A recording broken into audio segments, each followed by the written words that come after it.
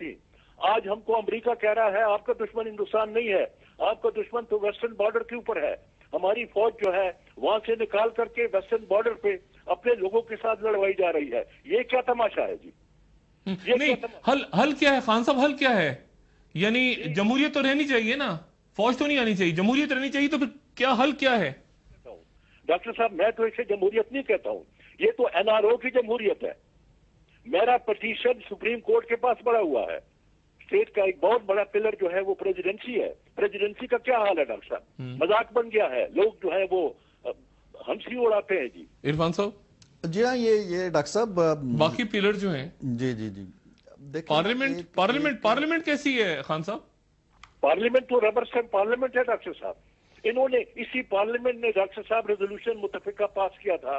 ये जो स्वात और इस एरिया में जो हो रहा है, इंसर्जेंसी हो रही है, इन्होंने मुतफिका तमाम पॉलिटिकल पार्टीज ने कहा था force is not the answer to this problem, dialogue dialogue dialogue, negotiation जारी रखें, कोई ना कोई हल निकल आएगा। देखें उस बगैर पार्लियामेंट के पूछे, बगैर पार्लियामेंट को जो मौका देने के कि वो अपने अर्लियर नहीं, वो अमेरिका का विजिट आ गया था खान साहब, तो जरा फिर वो असल में डॉक्टर साहब बात ये है कि जो खान साहब हवाला दे रहे हैं कि 20 अक्टूबर को पार्लियामेंट का सेशन हुआ, उन्होंने 14 निकाती एक फार्मूला दे दिया और कहा जी एक कमेटी बनाए और वो फाइनलाइज करेगी।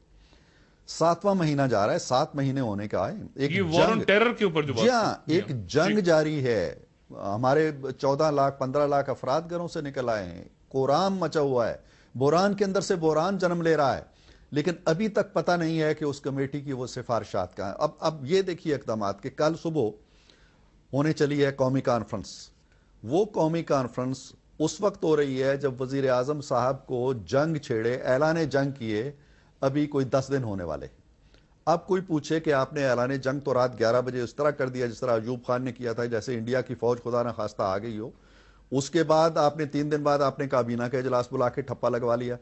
उसके बाद आप पार्लियामेंट का इजलास बुला के वहां आपने तकरीरें करवा ली। उसके बाद आप कौमी कॉन्फ्रेंस करवा रहे हैं। उल्टी कंग है ना। तो पहले देखें ना, पहले कौमी कॉन्फ्रेंस करें, वो जो कुछ कहे आप पार्लियामेंट में लेके जाएं। देखें ये तो पार्लियामेंट कोई बात नहीं सुनी गई तो कौमी कॉन्फ्रेंस की अलामिया जारी होगा, क्या होगा? पार्लियामेंट को फेंक देते हैं उठा के उसी करारदाद। नीयत नहीं है। मैं ये अर्ज कर रहा हूं कि उधर से सदर ग्रामी कदर अमेरिका पहुंचते हैं, उधर से आपकी इमदाद का पैकेज इरफान साहब, कौमी कॉन्फ्रेंस पार्लियामेंट से ऊपर तो नहीं है ना? नहीं है। कौमी कॉन्फ्रेंस की अलामिया की क्या हैसियत है?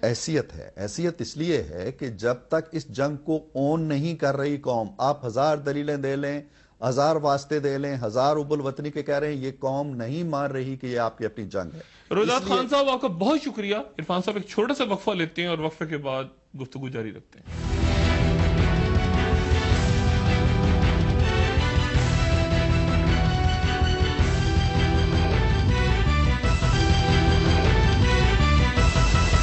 वेलकम बैक ख़वातीन और हज़रात, यहाँ स्टूडियोज में इरफान सिद्दीकी साहब मेरे साथ मौजूद और टेलीफोन लाइन पे मुमताज तज़ियाकार और रुकन पार्लियामेंट भी हैं अयाज अमीर साहब टेलीफोन पे मौजूद हैं। अयाज अमीर साहब अस्सलाम वालेकुम। वालेकुम अस्सलाम डॉक्टर साहब।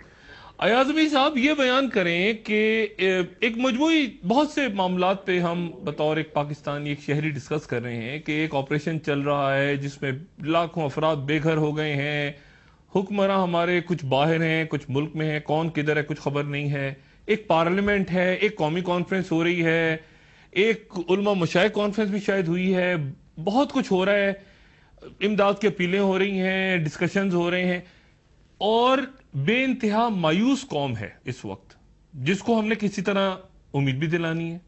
ये बताएं हम जा किस तरफ रहे हैं इस वक्त? देखिए, कुछ तो हम जिस हालत में फंसे हुए हैं वो आप यूं कह लीजिए कि हमारे बस से बाहर है जो सिचुएशन जिसमें हम फंसे हुए हैं। अमेरिका अफगानिस्तान में बैठा हुआ है, हमारे पे या हमारे जोर से वहां से वो निकलेगा नहीं। तालिबान जो है उस जंग के नतीजे में कुछ 20 साल पहले की हमारी जिहादी जोश और जज्बे की वजह से वो यहाँ पे पाकिस्तान में आके उन्होंने बहुत सारे इलाके हैं जो अमलन उनके कंट्रोल में हैं। ये एक हकीकत है। हमने उनके खिलाफ कदम उठाए हैं, हमें नए दानिश में कदम उठाने चाहिए थे, लेकिन اپنی تھوڑا سوچ سمجھ ہمیں زیادہ اس میں درکار ہونی چاہیے. یہ جو ہو رہا ہے اعاز امیر صاحب، یہ آپ کو کیا لگ رہا ہے، درست انداز میں ہو رہا ہے یا اس کا بیکلیش ہوگا اس وقت جو آپریشن ہو رہا ہے؟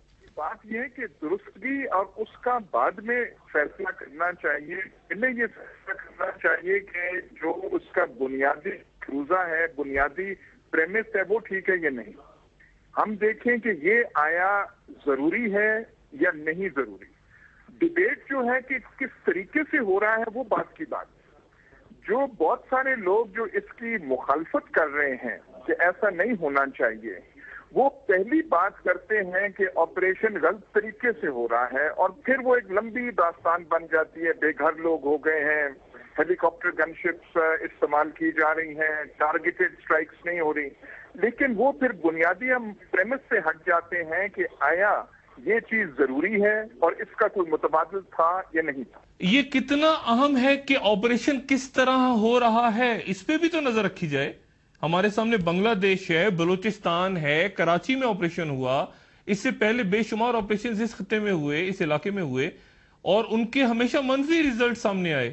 شدت پسند قوتیں مزید مضبوط ہو گئیں.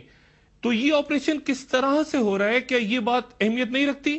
دیکھیے ڈاکٹر صاحب، میرا خیال ہے اس وقت جو میر کاروان ہیں اسلامی ریاست کے، جو کہ دانشور ہے سامنے، پہلے ان کو اپنا جو ہے تھوڑی سی اپنے خیالات جو ہے ایک اس میں کنسنسس پیدا کرنا چاہیے. کیونکہ مختلف آراء کی وجہ سے نتیجہ یہ نکل رہا ہے کہ پوری قوم کنفیوز ہو رہی ہے. اب یہ جو ہے کہہ دینا کہ جی کبھی آپریشنز کا فائدہ نہیں ہوا اور آخر میں مذاکرات کرنے پڑتے ہیں، یہ ایک ایسا جملہ ہے جو کہ ہماری تاریخ میں تو سچ ثابت ہوا ہے، کیونکہ ہم نے بڑے فضولیات میں بہت ساری چیزیں کی ہیں 60-62 سال میں. لیکن دیکھا جائے تو 48 کی جنگ کو ہٹا کے 65، 71، کارگل اور یہ اصلی جنگ آپ سامنے یہ ہے. وہ تینوں کی تینوں جو تھیں وہ یا غیر ضروری تھیں یا ہمارے جنگجو ایڈونچرزم کے نتیجے میں تھی.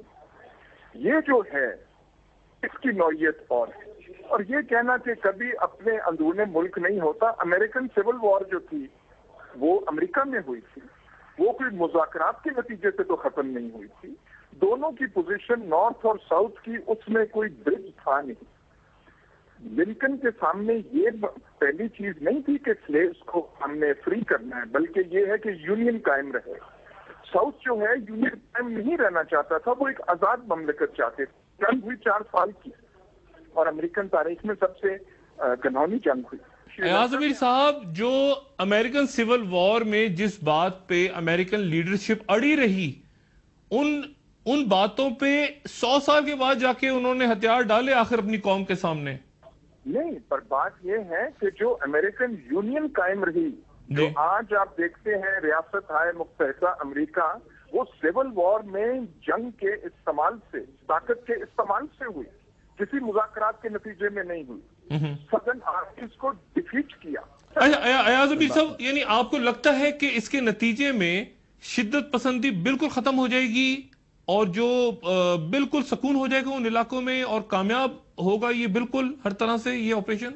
نہیں ڈاکٹر صاحب، ہمیں یہ پہلے چیز دیکھنی چاہیے کہ یہ 1 مہینے میں، 6 ماہ میں، 3 سال میں ختم ہونے والی شورش نہیں ہے. یہ جو ہم نے 60 سال، 20 سال، 25 سال کی کوتاہیاں یہ ایسی ہیں کہ یہ تو سالہ سال رہے گی. ہمیں فیصلہ یہ کرنا ہے کہ اس کے لیے ہمارا عزم ہے یا نہیں ہے. یہ تو کل ختم ہونے والی نہیں ہے. ہم دیکھ لیں یہ تامل والا جو ریبیلین تھا یہ 1 دن میں ختم ہوا. 20 سال ان کو لگے ہیں تو شری لنکن گورنمنٹ نے اس پہ کیا ہے. اعاز امیر صاحب، آخر میں آپ سے یہ پوچھوں گا کہ یہ جو بات تھی کہ پارلیمنٹ آپ کی بیٹھی ہوئی ہے، آپ نے قرارداد ایک منظور کی، آپ نے معاہدے پہ کر دیا، پھر معاہدہ خود بخود ٹوٹ بھی گیا، آپ اپنی جگہ بیٹھی رہ گئی، آپ کی پارلیمنٹ آپریشن بھی شروع ہو گیا، اس کے بعد شاید پتہ نہیں کیا آپ کو کہیں کچھ بتایا گیا نہیں بتایا. یہ پارلیمنٹ آپ کی مطلب آپ کو واقعی بڑا اچھا لگتا ہے اس پارلیمنٹ میں بیٹھنا، اور بڑی مضبوط پارلیمنٹ اس میں بیٹھے آپ اس وقت؟ دیکھیے ڈاکٹر صاحب، ایک ہے کہ وہی میں کہہ رہا ہوں کہ پارلیمنٹ اگر اس میں لاکھ کوتاہیاں ہیں جیسے پارلیمنٹ کو اسرٹ کرنا چاہیے وہ نہیں کر پا رہی. جو